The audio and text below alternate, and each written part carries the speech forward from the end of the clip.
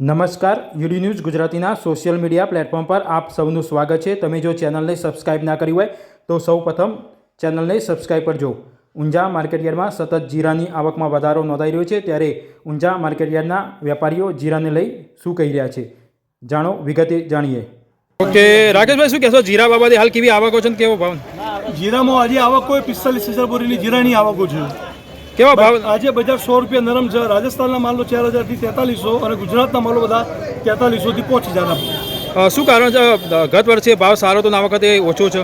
ગઈ સાલ વાવેતર ઓછું હતું અને ઉત્પાદન ઓછું હતું, અને લોકો જેમ કે વરિયાળીમાં જેમ કીધું કે એવી રીતે જીરામાં પણ ભાવ ઊંચા હતા, 12,000 13,000 રૂપિયાના ભાવ હતા। એના હિસાબે ખેડૂતોએ પણ વાવેતર સારું એવું જીરાનું કર્યું છે।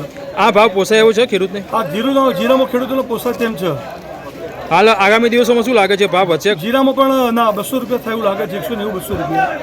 આજે 230-40 ભાવ છે, કે 200 રૂપિયા જીરાનો ઝડપી થઈ છે।